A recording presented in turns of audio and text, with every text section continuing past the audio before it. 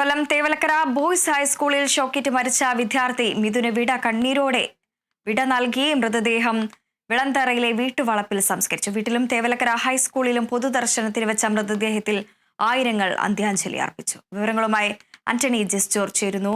Antony, Thevalakkara boys ഹൈസ്കൂളിൽ ഷോക്കേറ്റ് മരിച്ച വിദ്യാർത്ഥി മിഥുന് കണ്ണീരോടെ വിട നൽകിയിരിക്കുകയാണ് നാട്. വിവരങ്ങൾ.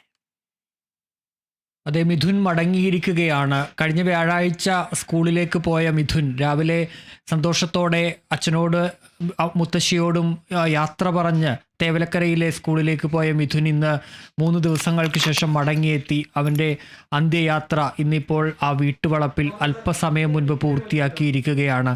വീട്ടുവളപ്പിൽ ഒരുക്കിയ ചിതയിൽ കുഞ്ഞനുജൻ പ്രിയപ്പെട്ട ചേട്ടന്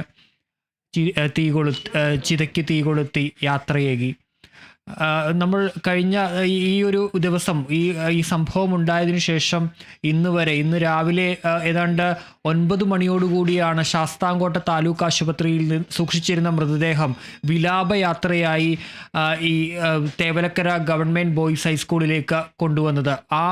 അവിടെ മുതൽ തന്നെ രാവിലെ വലിയ മഴയൊക്കെ ഉണ്ടായിരുന്നു. പക്ഷേ ആ മഴയൊന്നും വകവയ്ക്കാതെ നിരവധി ആളുകൾ ആ പ്രിയപ്പെട്ട മകന്, കേരളത്തിൻ്റെ മകനെന്ന് വിദ്യാഭ്യാസ മന്ത്രി പറഞ്ഞതുപോലെ ആ പ്രിയപ്പെട്ട മിഥുന് ഒന്ന് കാണാൻ, അവനൊരു യാത്രയേകാനായി റോഡിന് ഇരുവശം അവനെ നേരിട്ട് പരിചയമില്ലാത്ത മനുഷ്യരുണ്ടായിരുന്നു. അങ്ങനെ ഒരുപാട് പേർ അവരെ കാത്തുനിന്ന് അവന് യാത്രയേകി.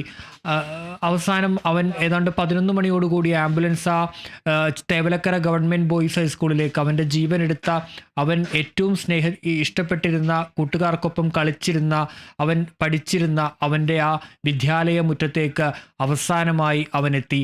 അന്ന് വ്യാഴാഴ്ച അവൻ എത്തുമ്പോൾ കൂട്ടുകാർക്കൊപ്പം വളരെ സന്തോഷത്തോടെയാണ് അവൻ ആ സ്കൂളിലേക്ക് എത്തിയതെങ്കിൽ ഇന്നവൻ നിശബ്ദനായാണ് ആ സ്കൂളിലേക്ക് രാവിലെ എത്തിയത്. അവൻ്റെ പ്രിയപ്പെട്ട കൂട്ടുകാർ അവന് ചുറ്റുമുണ്ടായിരുന്നു, അധ്യാപകരുണ്ടായിരുന്നു, ഒരു 100 കണക്കിന് അല്ല 1000 നാട്ടുകാർ അവിടെ ഉണ്ടായിരുന്നു. അവരെല്ലാവരും പ്രിയപ്പെട്ട മിഥുനെ കാണാൻ ഉണ്ടായിരുന്നു. പക്ഷേ അവരെ കാണാതെ മിഥുൻ അവിടെ ഉറങ്ങിക്കിടക്കുകയായിരുന്നു. എല്ലാവരും കണ്ണീരണിഞ്ഞ് ആണ് അവിടെ നിന്ന് മടങ്ങിയത്. അധ്യാപകരും സഹപാഠികളും ഒക്കെ പ്രിയപ്പെട്ട മിഥുൻ്റെ വേർപാടിൽ അവിടെ പൊട്ടിക്കരയുന്ന കാഴ്ചയാണ് നമ്മൾ കണ്ടത്. ആയിരങ്ങളാണ് സ്കൂളിലേക്ക് മാത്രം ഒഴുകിയെത്തിയത്. 12 മണി വരെ നിശ്ചയിച്ച പൊതുദർശനം പിന്നെയും നീണ്ടു. പിന്നെയും അവിടെ ആളുകൾ കാത്തു നിൽക്കുന്നുണ്ടായിരുന്നു മിഥുനെ ഒന്ന് കാണാനായി. അവസാനം അവൻ ഏറെ സ്നേഹിച്ച ആ സ്കൂളിൽ നിന്ന് അവൻ്റെ വീട്ടിലേക്കുള്ള യാത്ര തുടങ്ങി. കഴിഞ്ഞ വ്യാഴാഴ്ച വന്നതാണ് അവൻ വീട്ടിൽ നിന്ന്.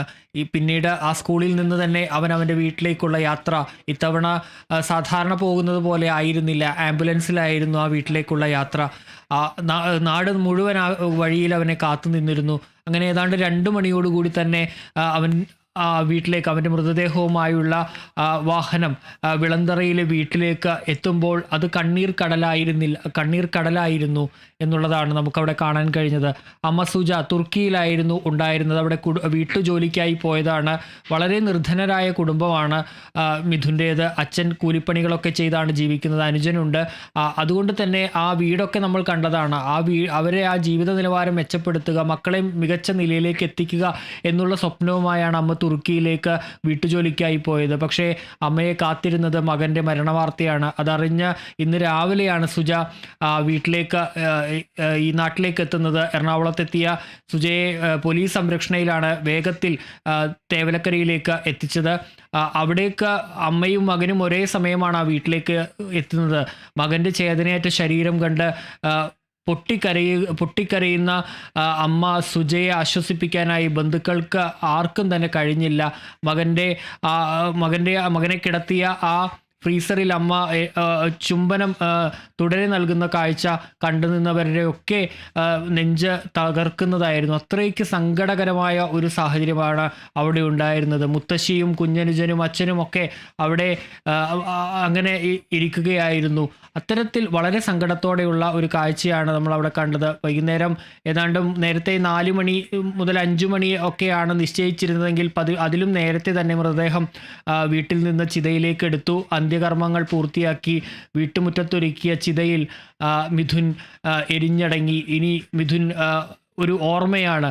ഒരു അനാസ്ഥയുടെ ഓർമ്മ, കണ്ടില്ല എന്ന് നടിച്ച അല്ലെങ്കിൽ ഒരു അപകടവും ഉണ്ടാകില്ലെന്ന് കരുതി വെറുതെ മറന്നു കളഞ്ഞ ആ ഒരു അനാസ്ഥയുടെ ഇരയായി, രക്തസാക്ഷിയായി എന്നും മിഥുൻ ഓർമ്മിപ്പിക്കപ്പെടും.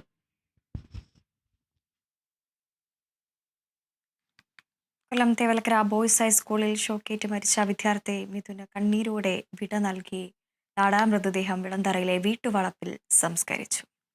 വിവരങ്ങൾ നൽകുകയായിരുന്നു ആന്റണി ജി ജോർജ്.